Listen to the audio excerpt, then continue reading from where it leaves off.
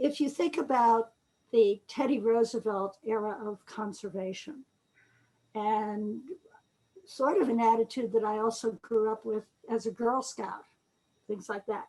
The idea was that beautiful and especially unique or at least distinctive natural environments deserve to be protected so that future generations could enjoy them. And when the protection efforts along the Mesoamerican, what's now called the Mesoamerican Barrier Reef, or parts of it were called the Mayan Reef, the Belize Barrier Reef, and so on, before it was acknowledged that they really are that it's a multinational treasure. But the original attitudes were, let's protect things for future generations to enjoy. And what that meant is for middle class and wealthy people to come down and be able to see as in as pristine a condition as possible. And then later for scientists to be able to come down again from areas of North America, Western Europe, and so on, and study in as natural an environment as possible. Little attention was given to the people who were living off the reef economically, who were dependent on fish, who were dependent on tourism, who were dependent on the reef for their livelihoods, and who were kind of ignored. I mean, they may help you carry your gear or something, but they weren't considered to be authorities on it. That's eco-colonialism. Environmentally, yes, we want to save this area, but obviously the people who live here, they're already throwing their Coke cans on the beach. They're harvesting turtle eggs. They're ignorant, and they don't need to be part of the effort.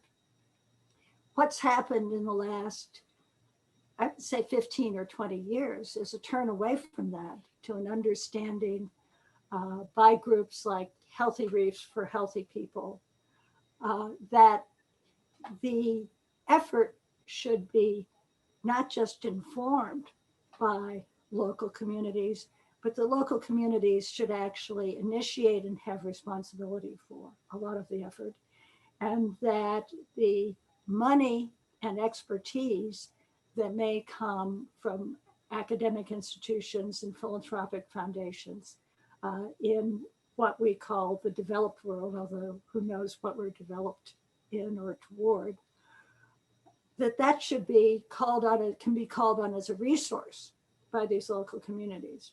But the local communities, which were actually often quite well organized in, for example, along Mexico's eastern coast as fishing cooperatives, have been organized since the 30s, that they should be taken into account, that the well-being of the people, the economic well-being, if you're going to say that a whole area is off limits for commercial fishing, for example, well, what are those people going to do who were commercial fishermen?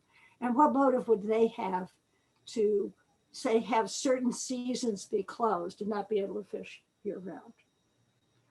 Well, you can help enroll them in things like patrolling.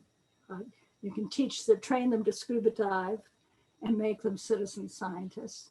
You can say, if you do this particular kind of lobster fishing, there will be more big lobsters 10 years from now than there are now.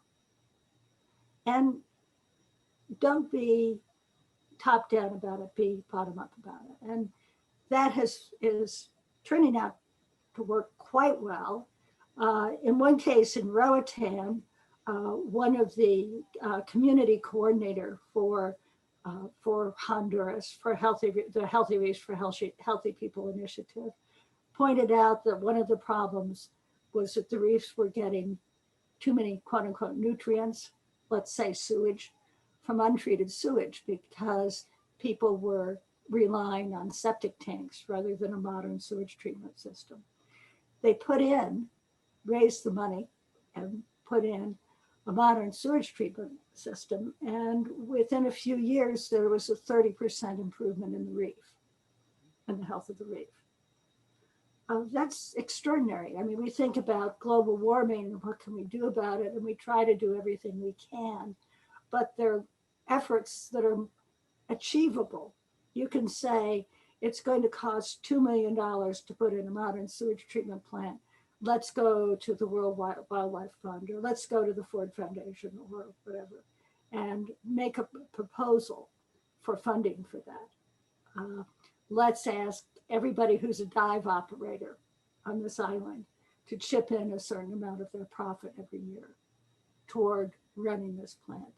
And that's doable, and a reef that is not being stressed by things like sewage runoff or overfishing or careless dive operators, careless boat operators, is going to be able to survive